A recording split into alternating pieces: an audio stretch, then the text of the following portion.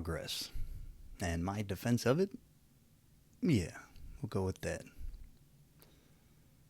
So when I talk about progress, which I will most likely do a lot, I speak about it not as a political affiliation. Although, I suppose if someone were trying to box me into something, into a specific box, then yes, I guess being progressive would be a better descriptor than calling me a Democrat or a Republican or a Libertarian or an Independent or,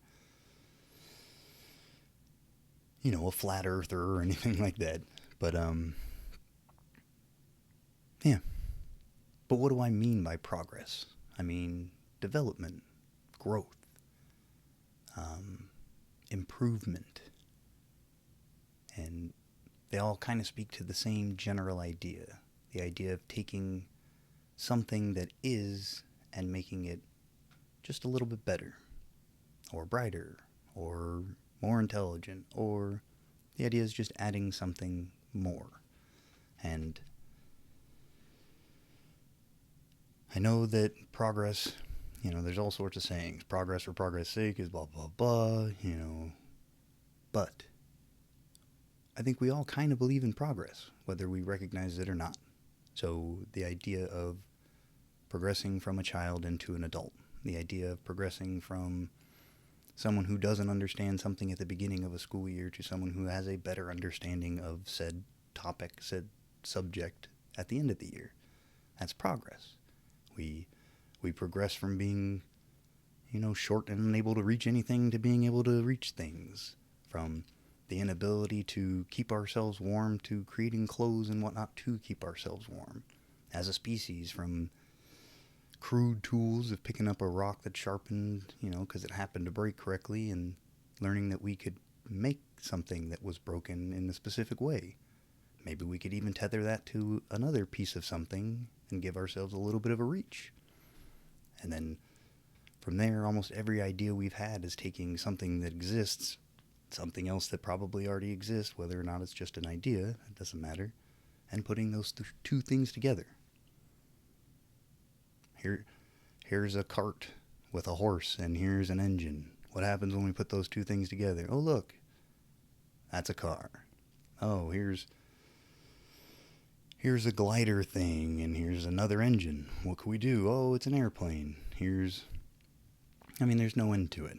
Here's a phone, and here's a, satellite communication unit. What happens when we put those two things together? Oh, crap, we got a cell phone. Man, this is crazy. We could just keep doing this and doing this. Yes. Literally forever and ever and ever and ever. And eventually things might get a little stale. We may get to the point where in 1 trillion years we've created everything. I don't think that's possible, but say it is, where we've narrowed ourselves down to making, different types of toothpicks, because toothpicks is what, everything's going to lead to, in case you didn't know. And so, you got titanium, and you've got all these other alloys and, fabricated, whatever. Point is that it's still going to be improving things. It's just maybe the focus will become a little more narrow. Maybe we will have improved some things to their fullest extent. Man, wouldn't that be nice? But we're not there now. Even when I think about being an adult, I think that's such a wrong descriptor for who I feel like. I don't feel like an adult. When I was a kid, an adult was someone that understood what was going on. Someone who knew.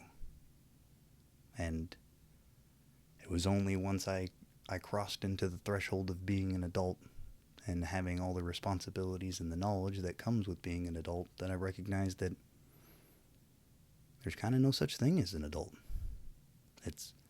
We're all just kids. We're just kids with a little more experience.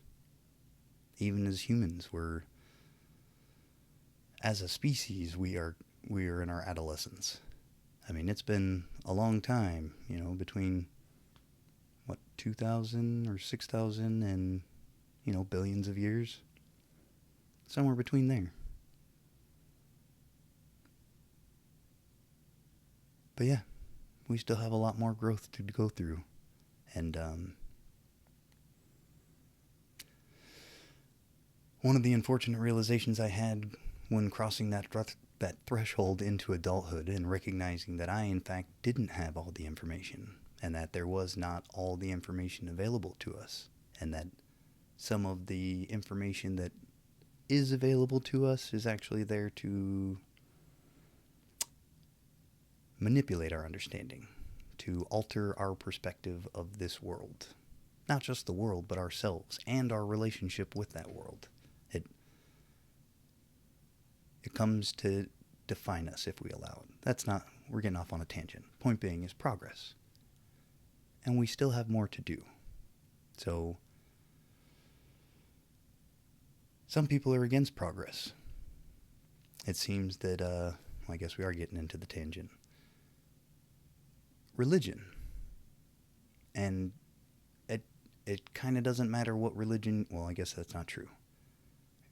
The Abrahamic religions, meaning that the religions that say that here is a book, or here is a series of books, and this is the understanding you need for this universe, to understand it, to understand yourself, to understand how you should be conducting yourself while here, and even throws in a little benefit of saying, hey, there's even a different world beyond this one that is everlasting. And your behavior here in this realm, in this existence, in this life, will determine whether or not, you get into the club. And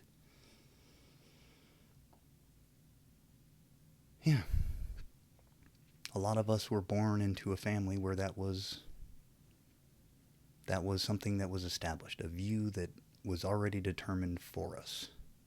And because of that, it was how we came to understand ourselves. It's how we came to understand the universe, and again, our place in it. It's how we learn things are related. What is our responsibility to this world? What is the world's responsibility towards us? How do we view our elders, our leaders, those who are at the head of our tribes, of our groups, of our teams? What should they be saying to us? Who are they to us? What is a parent? What is a nation? What is a leader? These are all things that the good book helps to define. And had it come from the creator of all, if there were a shred of it being the truth, it might be something that we could go off and use. And we did for generation after generation after generation. And mind you, it wasn't a story that we chose for ourselves. We have romanticized the religions that we follow to think that, or in my opinion, I believe we have romanticized our religions to a point where we think that it was something that someone long ago in our family recognized as being the truth above all other truths. And because of that, because it was that truth that they knew was right, they handed it down to their children, who handed it down to their children. And now here we are, having that same tradition handed off to us. This is something that you should revere. This is something you should respect. But would we feel differently about it if we found out, or we realized that the first person to adopt this religion was most likely forced into doing so? So we know for sure that if you were a native person here in North America, you were definitely forced into believing, Christianity, Catholicism, whatever the conquerors had to offer to you. That was forced on you. Your families were ripped apart. Your customs were gone away. Any documentation about who you were before these invaders came was erased. We know that to be true because it's in our own history. I mean, we romanticize that as well a little bit because, it became our home. But it is a home that, yes, unfortunately, we did take from someone else. It was someone that we, being we, our ancestors, determined didn't matter. Their rights or claims to this land they weren't worth respecting. In their opinion, they weren't using it the way that they would, so they weren't using it to its full effect, and therefore it was fine. And they used the excuse, it's manifest destiny, baby. This is our land. God has brought us here. We claimed this land in the spirit of God. And then we formed a country that said, well, you can't really pick one God, even though we majority Christian still.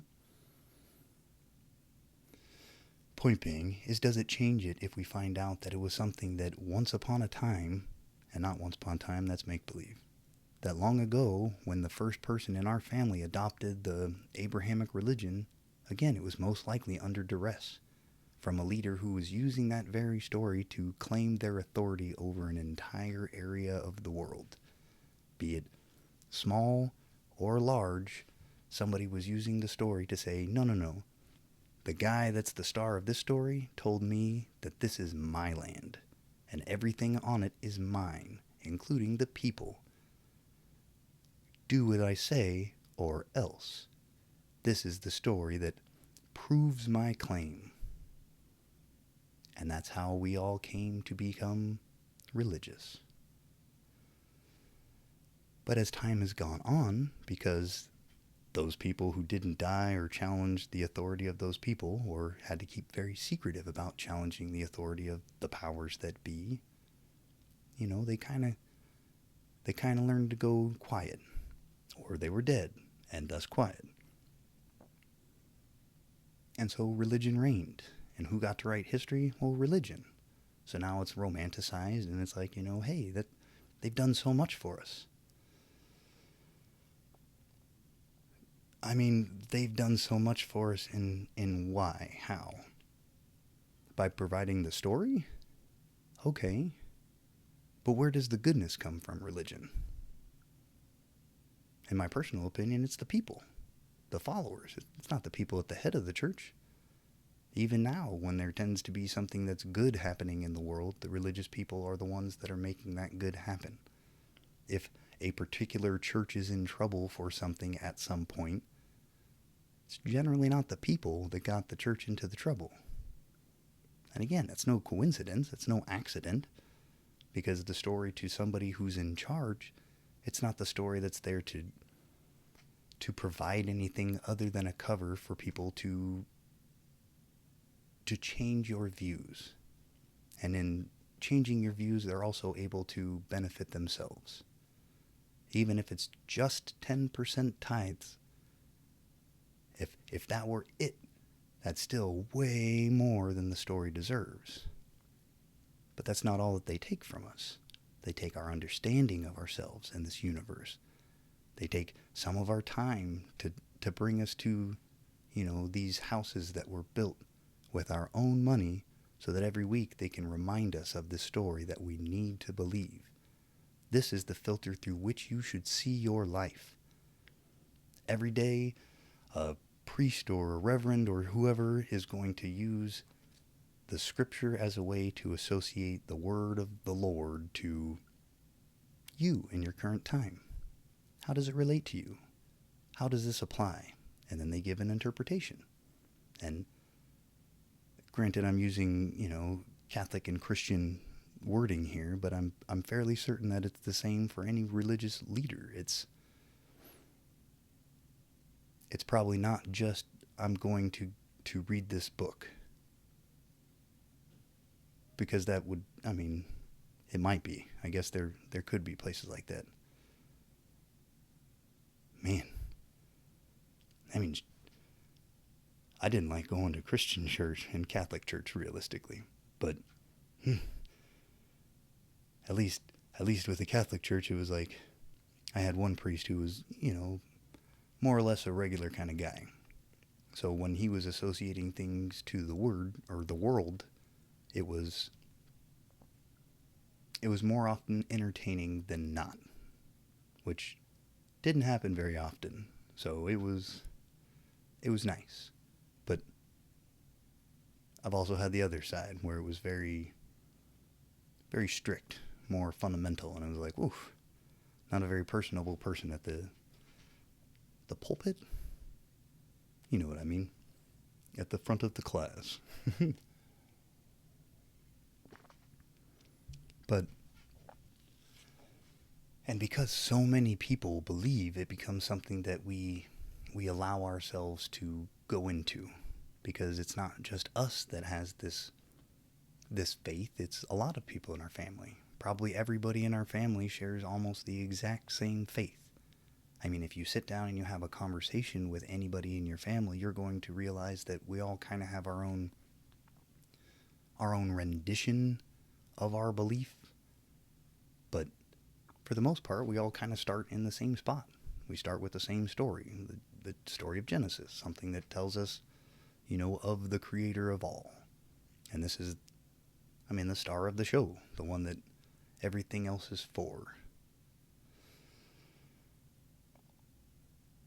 But the point is that it basically says we have enough. We don't need to progress too much. That this story provides all that you need to make a good go in this realm, in this existence. I would hope, that the improvements that we found outside of the book are also nice to experience in this realm.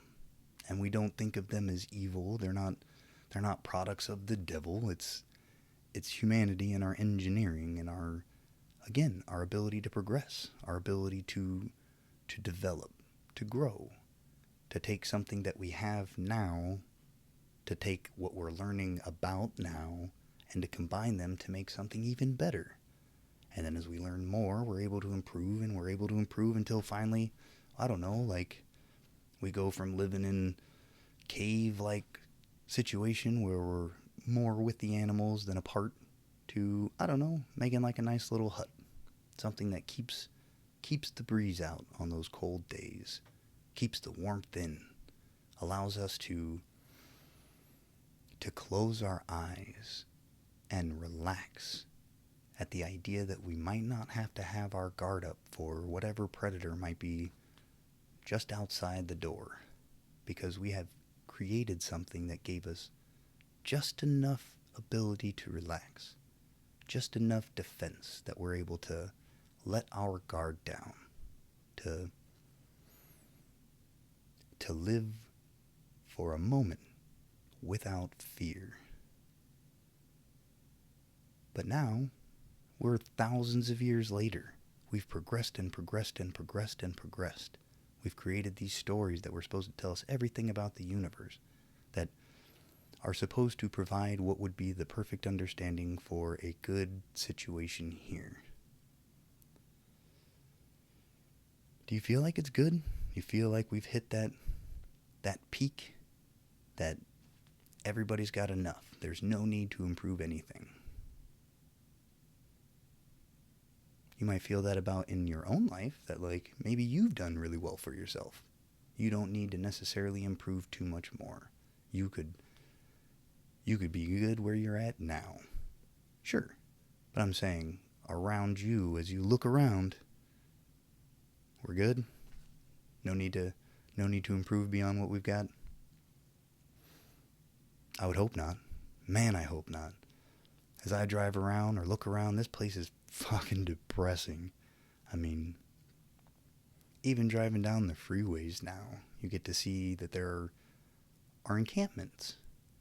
Places where people who have fallen down on their luck are sleeping on the side of the freeway because they won't be accepted anywhere else. And I'm sure in their situation, it's not even that bad. When people are moving at such a high rate of speed, I bet they're able to close their eyes for a moment and relax, similar to the way that we would have when we first built, our huts. Because maybe they can put their guard down. They can hear something coming from, a little farther off. They get a better idea of what's going on around them. Maybe they can close their eyes and go to sleep. Sure, sound of rushing cars, that's annoying. But maybe that's not the worst. That's also terrifying. That's depressing. We exist in this world where we have the ability to 3D print fucking crazy things. We give the ability to send billionaires into space because we're taking our money, the tax money that you and I have paid, and we're shunting it off to them. I mean, they didn't have enough money, but hey, you want to figure out how to get up there? We'll give you some of the poor people's money, and maybe you can dig around and figure out how to get to Mars, because that's important.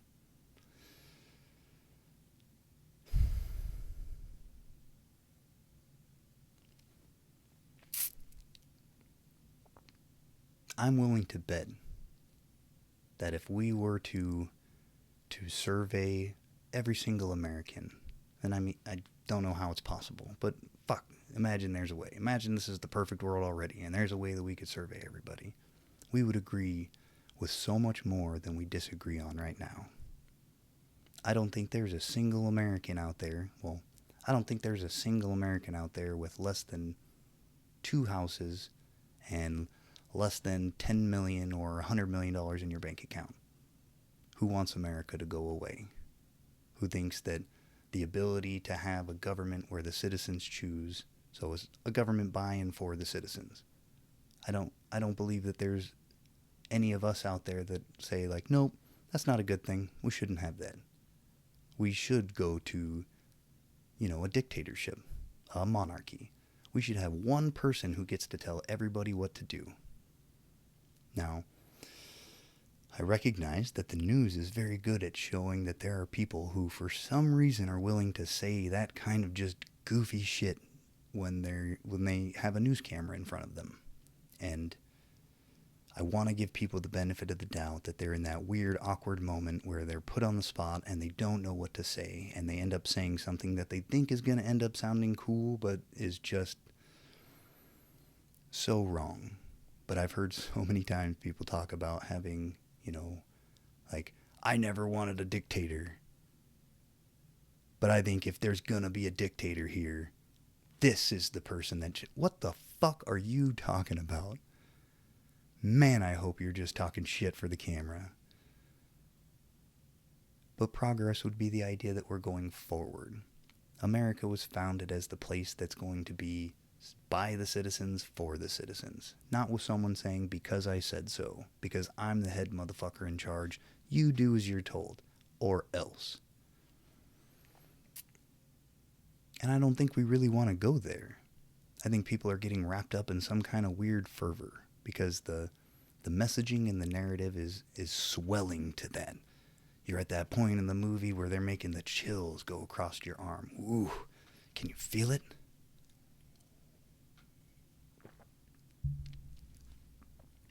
But what does progress here in America look like? What would that entail? Is that about shaming people who vote one way or another? No? Do we have to point out the flaws that people have? Yes and no. Yes, we should definitely point out when people are making mistakes. We definitely need to point out when people are taking advantage or taking away the rights, the freedoms, or liberties of our fellow Americans. Abso-fucking-lutely. But that's because we need to understand that you and I, those people that have the less than 2 houses and less than $100 million in our bank account, our rights are the exact same rights. The Constitution that was, established as a promise from our forefathers to every single citizen that would come after, that this is going to be a place of freedom. This is going to be a place where if it fails, it's going to be our own fault. Well, guess what, guys? We're right on the brink of that failure. So progress for America would be standing up to recognize that all those stupid voices we hear on whatever dumb news network that you happen to listen to or to watch, we need to recognize that these are not there for our benefit. These are multinational companies that are owned by other rich assholes who are using their power and influence to manipulate the message, to manipulate the story. It's writing history in real time. And if they can convince enough people, then they've got it made. And that's exactly what's happening. And I'm going to say some shit right now that's going to offend people. And I'm okay with that. But I'm not trying to offend. Right now, we're in a situation where we have conservatives that generally are getting their news from one news source. One mouthpiece for an entire political party. That's terrifying. Makes you wonder why the Republican voters are so effective against, the liberal voters. And the reason for that is because on the other side, there's many different, I think 3 major ones. And the idea is that they each have to represent an excuse or a different reason why the other side happens to be doing so well. Because realistically, those news networks all represent the exact same message. Corporations are going to win. Corporations are the good guys. Support your politicians. Your representatives are representing you. They're doing it the best they can. On one hand, they're representing your family values and the religious side that makes you want to not ever get paid fairly, to have no union there to support you so that any corporation can have their way with you. And they're going to use faith and all sorts of things to manipulate your understanding of your rights and freedoms. On the other side, they're going to be talking about how, oh man, well, we wish we could stop these people who want to, get these bills passed and make the corporations, but shucks and darn it, we just couldn't do it because we've got this one person who's not going to do it this time. Or, oh man, there's this one bylaw and rule and it was written so long ago that shucks darn it, we just couldn't do it. We weren't effective. And this is our reason why. And if you don't buy the excuse on one network, you just have to go to the other one where they're going to be harping on that one thing, but then they'll make excuses for everything else. Because ultimately, to all of them, we fall under 4 categories. You're either someone who is left out cold, you can be sold, you can be told, or you will fold. Those are the 4 categories we fall under. So, if you can be sold or told, that means that basically we just have to give you the right messaging. You're going to fall in line. Those who will fold, well, those are the ones that are going to stand up, but eventually they're going to be like, well, I agree with the guys on the other side. Shucks, I guess gosh darn it, we couldn't get it done now. And then there are the people that are out cold. Unfortunately, for the most part, this is the category that people fall into when they're actually working for your and my benefit. Why are they out cold if they're working for our benefit? Because they're alone. Because you and I fall for the other narrative that is being fed to us day and night and day and night and night after day, year after year, to sell us this fucking narrative. And it is convincing. I fell for it. It wasn't until I hit a real rough patch that I tried to rely upon the narrative. And once I had to use it as something to put any kind of weight onto, nothing. Falling through clouds. So, before the rest of us do that exact same thing and head for that rock bottom, I'd like to start building up from the bottom. That way, if ever we do need to rely on something, and you go through the same experience I do, it's just going to be like missing that step. It'll be awkward and be like, oh, okay, cool. We're still good. So I'm not trying to take away anybody's faith. I'm not trying to take away your political affiliation. I hope that eventually you and I can get back to fighting about the most mundane bullshit things that really don't matter. But as it stands right now, we're not going to have the opportunity to have those bullshit petty fights. because our words, our votes, our voices aren't going to fucking matter. So, yeah, maybe we'll have the fight in a room, in the sewers or some shit like that when we're the sewer folk. When we're living straight up Matrix style in some underground civilization or whatever. Demolition Man, I think, had some sewer people too. It's not the point. This isn't a movie thing. Right now, we are in a position where we don't control the narrative. We don't control the messaging. We don't control the money. We don't control many, many, many, many things. But we do control what we do. We do control what we say.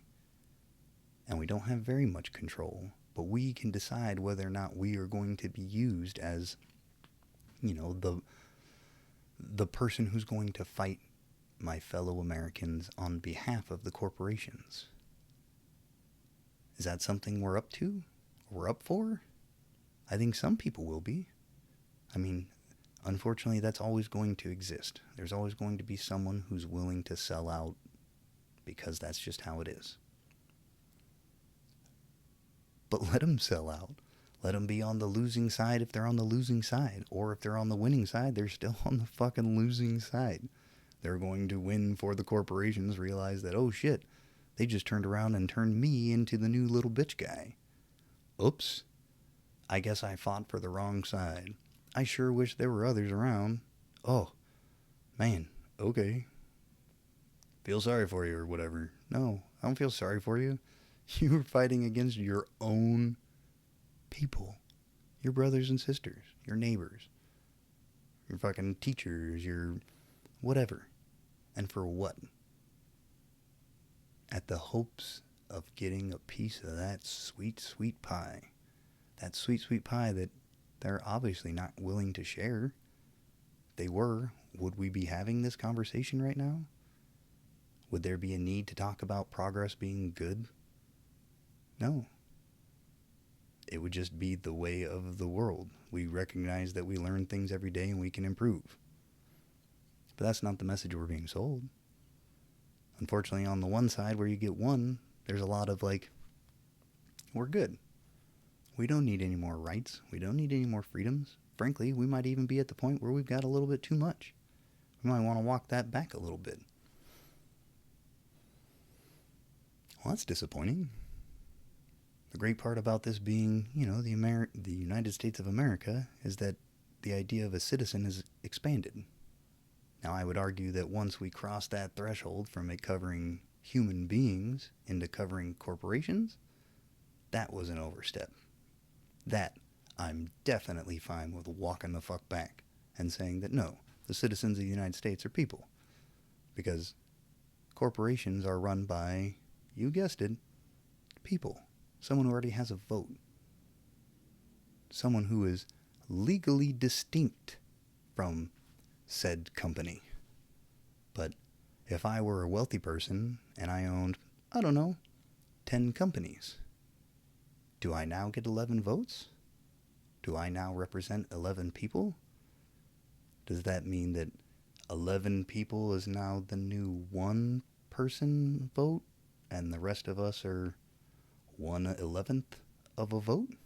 Obviously, that's not good fractions. Somebody else can help me out there. Right. What a goofy conversation to be having. But progress. Progress is coming to a point where we recognize you and I as Americans are on the same time. Same time. That's the same side and same team put together in a single word. Same time. Same time. Yeah, that's right. I'm a real inventor, motherfuckers. No. But progress isn't bad. Progress is a good thing. It's the idea of becoming a better you. And if we all become better versions of ourselves, then wouldn't that mean that this nation would be a better nation? Because the best part of America is us. I know. Pretty disappointing, but it's true. We are the best part. We come from all over the world with so many different perspectives and opinions. We've got different flavors and different different languages and just a different understanding. And yet, every single one of us is united in the idea that we matter, that our rights and freedoms are just as important as every other citizen in this nation, that it's something that should be protected, that our representatives, God forbid, are actually going to care about that they want to represent our rights, our freedoms. But no, it's not necessarily what we have right now. That's not to say that there are no representatives that are doing a good job. I think all of us could at least name 1, 2, maybe 3. But I bet a lot of us would be stretching for that number 4.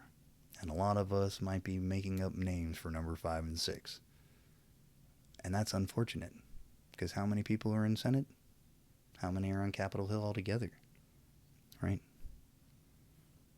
Now imagine all those lobbyists and all the people that are running different kind of businesses to figure out what is America thinking? Now think of all the companies that are mining all that data. How do you shop? What sites do you visit? What's the purpose? I've always kind of wondered. What is the value here? Well, I think that if you are someone who controls the narrative, it would be very important to figure out how well things were going. It's not just about putting a message out there. It's also about figuring out how that message is being received. Where does it go from there? Is it a grapevine type situation? Does that alter your buying practices? Now that I have all this information compiled, now not only can I control the people to make it so that I can either win or lose or put someone up on high or bring someone way down low, but now I can influence things like the market itself. I have control over almost everything. I now have this nation basically like a drone. Here's my cool little remote control. I call it Washington. No. Pretty dumb. I know.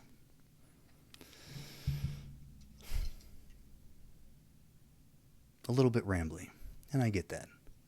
It's going to be a lot of this. I don't have any kind of script. I'm not here to sell you anything. I'm not here to prepare something. I tried it's been like 2 months. 2 months that I've been trying to put something out.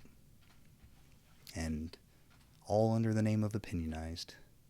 I'm going to be doing another YouTube channel podcast combo that's going to be called Ex Matre, where I'm going to focus squarely on the religious fabrication, or what I believe to be the religious fabrication of Genesis, and then how that has affected our entire worldview. But here, my hope is really just to start talking to Americans, because right now we're all being fed so much bullshit that it's hard to see. We're all basically stuck in the smoke. So we don't know what's going on. And to feel any kind of safety, it's making us all draw back, to the point where we're separating ourselves. And I feel as though we're separating so much that when some shit actually goes down, we're going to have no hope of coming together to make anything happen. Because we will have driven home the idea that we are too different. You and I, we have nothing in common.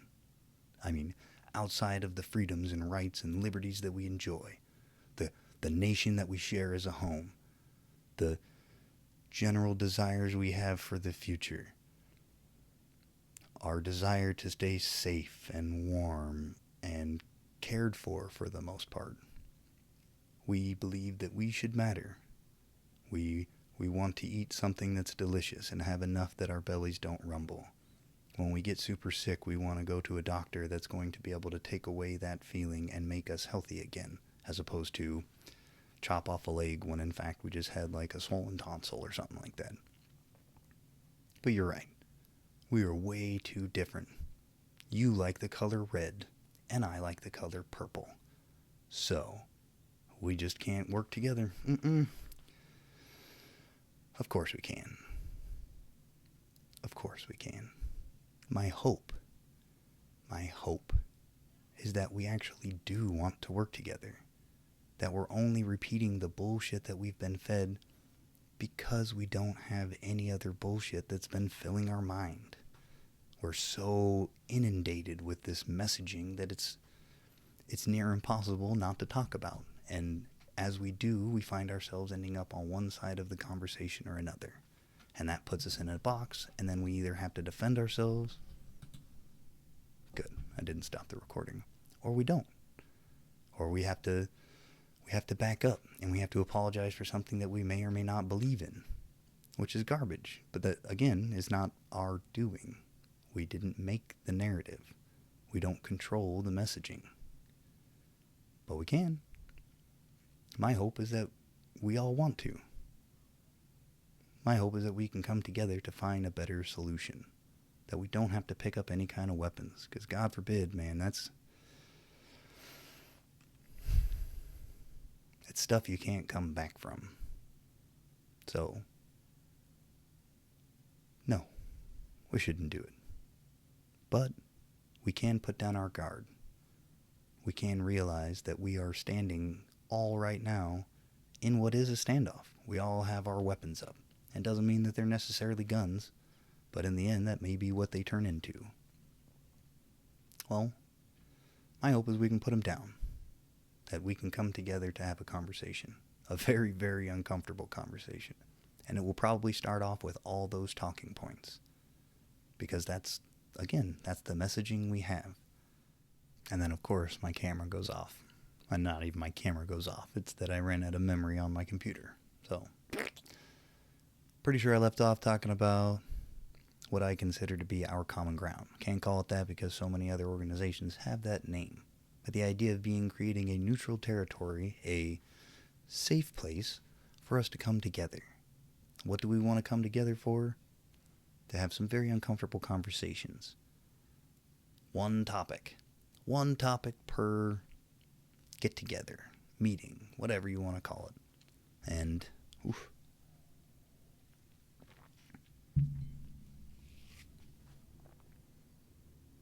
it's going to be uncomfortable. Because the messaging and the narrative that we all are fed from, the people on high, unfortunately, is the talking points. And that's where we will start. But because none of us are there to destroy or to make fools of others, we're there to listen and share our own opinions and to find some kind of solution that not only takes our opinions into account, but it also is something that we are okay with. Then we're not going to be rude. And if we are rude, hopefully it'll be with the idea of being like, oh shit, my bad. It's getting a little heated there. And I apologize. I don't think that you are a redneck or a stupid vegan hippie or whatever the, thing happens to devolve into. But then we get to sit there and have a simple conversation. As though, we're on the same team. As though the rights and liberties that we share are common. They're shared. We don't get to divide them up and say that you get some and I get... No, that's not... This isn't going to be a divorce court here. This is going to be straight up... They're either there for us all or they're not. So how can we move forward? We have to have that conversation where we each get to put in our opinion. We each get to have our opinion be heard and taken into account. And while working with our own fellow people, we come up with some kind of solution. It's not going to be the best solution in the world, but the idea is to show 3 very important things. 1, we can actually come together. There's not this sense of dread that we all feel, this fear. That's not something that we've put there. That is something that is being put on us. We have no reason to fear one another.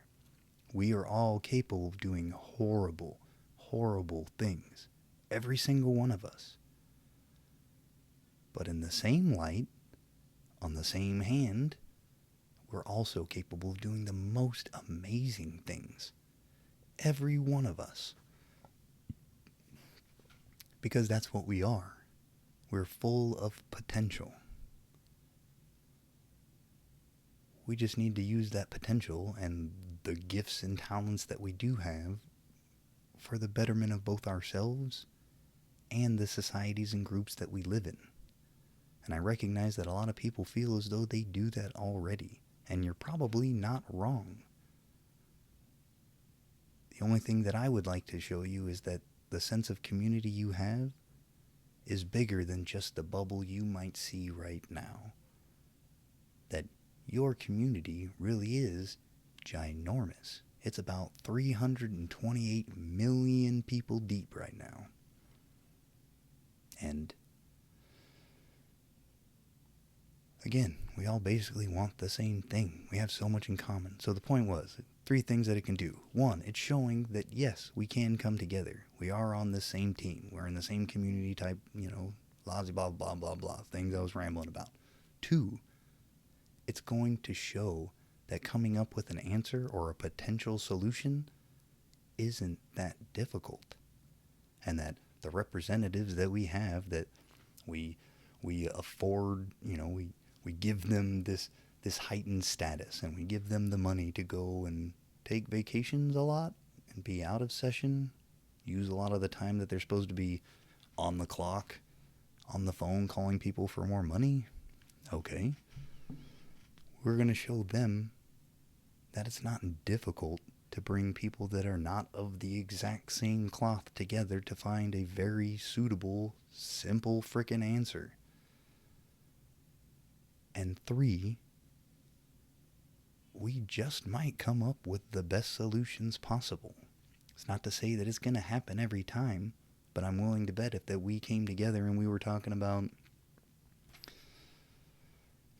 abortion or gun rights or immigration or whatever, possible uncomfortable conversation we could have with one another, we could probably come up with much better solutions than those who are representing us. Meaning that eventually you and I might be able to take the solutions that we find, that we worked for, that don't belong to anybody except us, and take them to our representatives and be like, here you go, chumps. Here's the solution.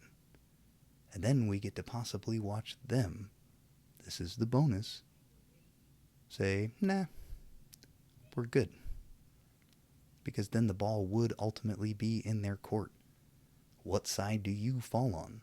Are you truly there to represent Americans?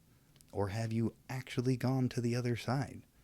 Are you just a representative of corporations, where even if we bring you the answer that we already agree with, you're going to be like, well, no, because my handler didn't say that that's what should be good. So, nope.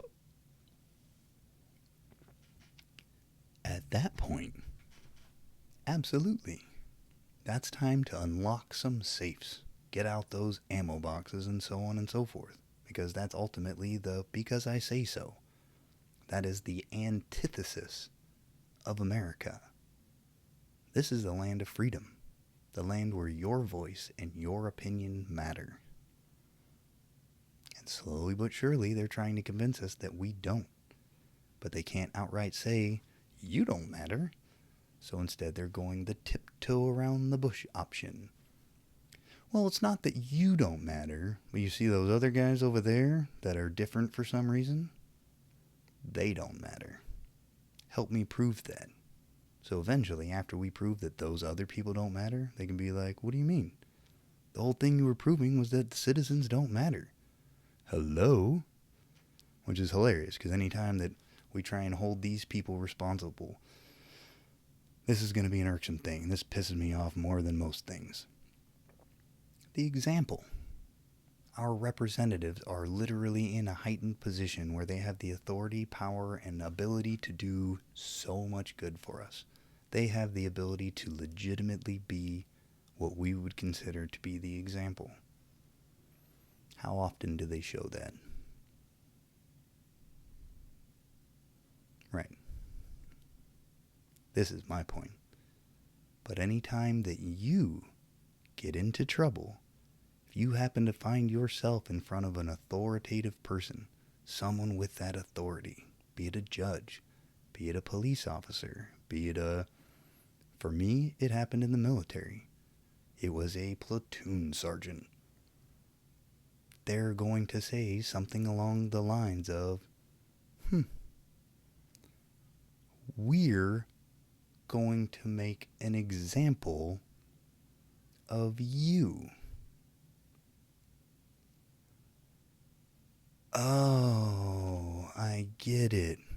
Because the example doesn't come from on high. No. That's where if anything, you get the bad example. The example's supposed to be down low, down here with you and I. But the example's not on how to behave properly. No, that's never the lesson. The lesson is continually, this is what happens when you cross me. You break my rules? Yeah, you are the example. Now anybody who decides to break these rules that I have established because I say so, they know what they're heading into.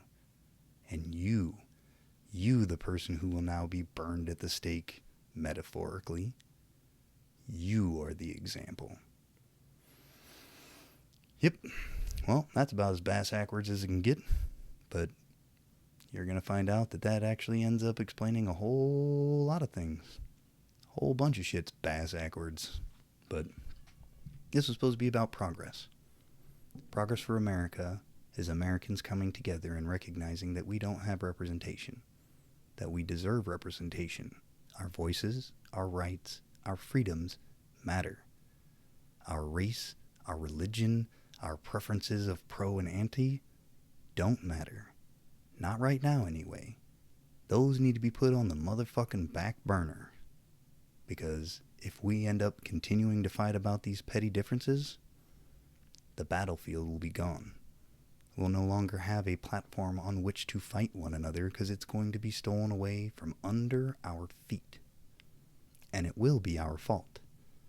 Because as it stands right now, we still have a vote. Might not count for as much as it should, but we still have a vote. And it will be hard for them to pull the wool over our eyes if we come together and pull the wool off of our eyes. But it's not something that one person can do. It's not something that one group can do. This is something that we all must participate in. It's gonna suck. It's going to get offensive. It's going to be considered controversial. There are going to be so many different people that are already out there established, who are the message givers, those who establish the narrative, who are going to say that this is some whatever, be it that it's the devil's work, or it is some kind of communist whatever, or it's MAGA in disguise, or no, it's the new Q, it's the... Bruh. It's up to you whether you believe it. I'm a piece of shit. I am somebody who fails more often than I succeed. I am a chronic masturbator and a fan of Mountain Dew. I should not be the person that you listen to because of who I am. I am the person who you should listen to because I am willing to admit that I am someone you should not be listening to. I am only trying to represent one person's opinion. One guy who's terrified, who wants the America that we all love, that we all enjoy the freedoms and rights and liberties of, to continue. So the difference between me and those who will tell you that I am the worst thing in the world is that I'm not here to sell you bullshit. There's not going to be any commercial between what I'm saying to you and well, I guess there could be. But if there is, it's only going to be because Google or whoever decided to put it onto this video. I will not have anything monetized. I'm not here to be your best friend. I'm not here to be famous. I'm not here for the likes or the subscribes. I don't give a shit. I would be very happy if anytime somebody saw me in public, you guys completely ignored me. That would be the best case scenario. I don't think that's what's going to happen. I feel there's going to be a lot of people that see me and don't say like, hey, there's that cool guy. It's going to be more like, that motherfucker. And it's unfortunate. But things aren't going to get better by themselves. So if I have to take my lumps, sure. I surely hope that those who are the ones that do come and give me those lumps, don't try and make yourself out to be a good patriot or some bullshit like that. You're just being an asshole. I'm going to get this in before you ever get anything in. But yeah. America, you're worth it. Maybe you're born with it. Maybe it's America. I don't know if that's legally safe. I really don't give a shit.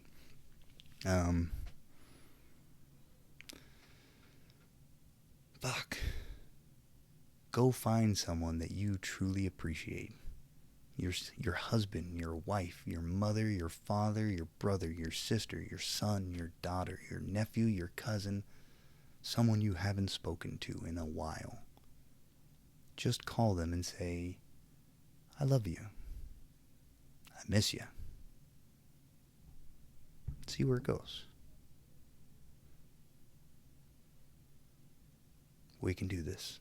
It's going to be painful. But it is worth it. We are worth it. And maybe tomorrow can be better than today. Who knows? Thank you for your time.